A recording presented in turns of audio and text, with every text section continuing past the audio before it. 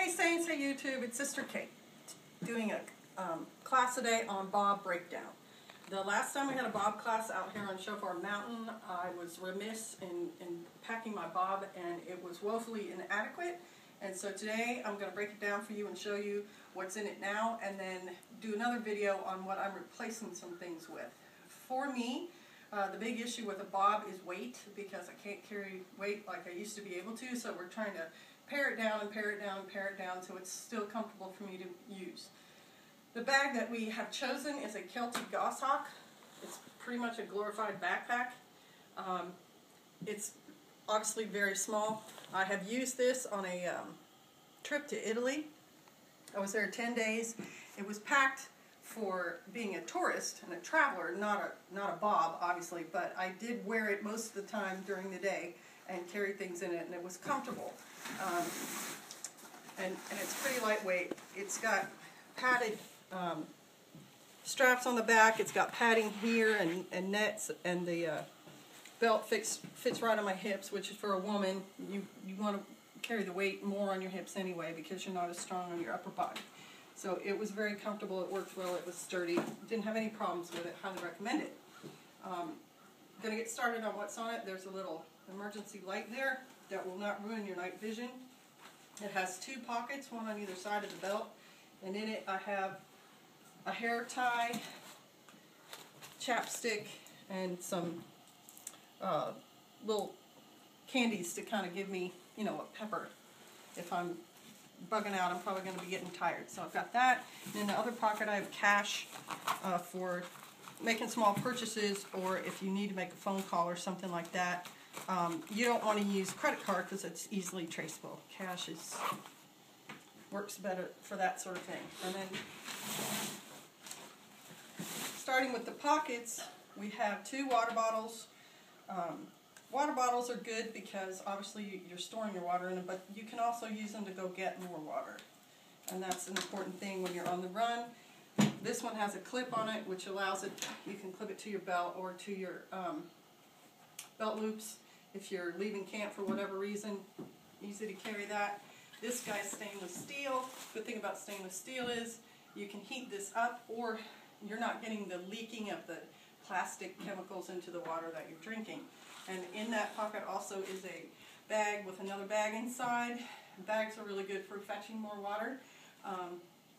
And the big black plastic trash bags are good because you can use them for shelters, you can use them for raincoats, you can pack it full of leaves and sleep on it. It can be an insulator that way. So we have a couple of those in the bob.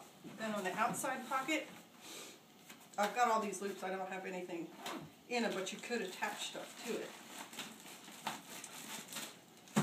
I have two bags that are the kind of things that you're going to want to get to quickly. This one is an emergency ration should I have to leave my bob behind. It's some protein and like a cracker, and it's in a bag again, very useful, and has tape around it. It keeps it nice and tight, but it's also, I can use that tape later if I need it. And that goes in your pocket. And this is also pocket stuff. Once you can rest, this all goes into your pockets in case for some reason you're going to be separated from your bob. So there's a pocket knife. This one's a Buck Folding Hunter. I highly recommend them. I've used it for lots and lots of things. It's very sharp, very strong. Great pocket knife. Got several sources of fire, matches. These are storm matches in a waterproof container. Lighter, and this lighter has an inner tube plastic or a rubber around it. It's a very good fire starter, burns real hot, so very useful and easy to do. Just stick it on there. I have an emergency whistle, compass with string, because you can tie this to yourself, so if you drop it, it's not going to be lost, or put it around your neck if you want to. Same thing with the whistle, and hearing protection. So that's in the front pocket. And these things go in your pocket as soon as you have time to do it. Then the next pocket,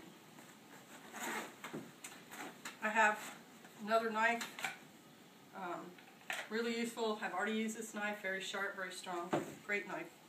I also have just a real small little packet of hot drink, hot tea kind of happy stuff, should I get a chance to do that, and an extra set of glasses. Because for someone like me,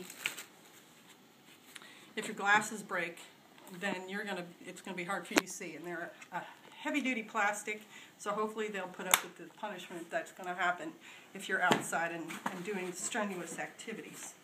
Okay, so now we're on to the main compartment.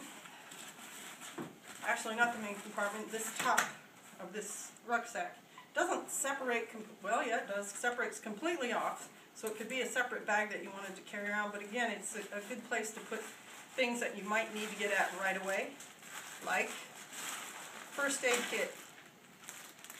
This first aid kit has all sorts of things in it. It has moleskin, it has bandaging stuff, it has pain reliever things, and it has feminine products, stuff for sprains, all that easily available to you.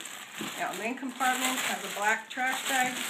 Keep stuff in here from getting wet, but also, again, can be used as we've discussed earlier.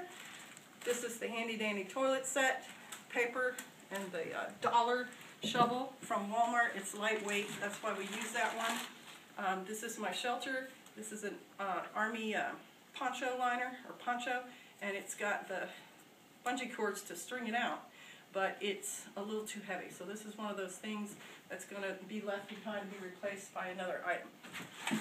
This is my cooking kit. It's some sort of military surplus. 2 14-ounce cans of soup or beans or whatever would fit in here, but my plans for food are different, and that would be heavy for me, so I'm not carrying that in this. Right now what's in it is personal kit, toothbrush, toothpaste, soap, things like that, in a bag, again with a rubber band to keep it contained and keep it all together. Some extra 550 cord, got these snap lights, gonna discard these, don't really need them, and they're getting really old. So they're not gonna be put back in, and then a flashlight that we've checked. So that's that.